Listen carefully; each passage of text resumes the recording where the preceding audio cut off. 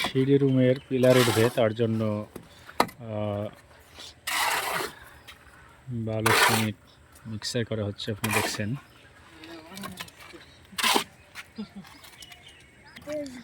দেখছেন সিঁড়ি রুমের পিলার কাজ চলছে,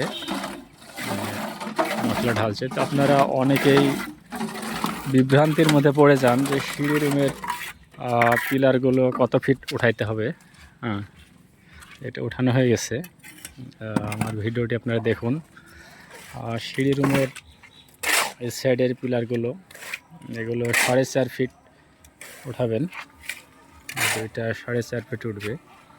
আর সামনেকার যে দুইটা, এই দুইটা আপনারা 7 ফিট উঠাবেন। এটা আপনার অ্যাকুরেট মাপ 7 ফিট।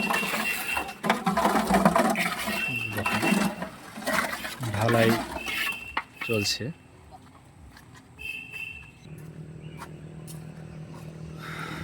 তো বন্ধুরা, সবাই ভালো থাকেন।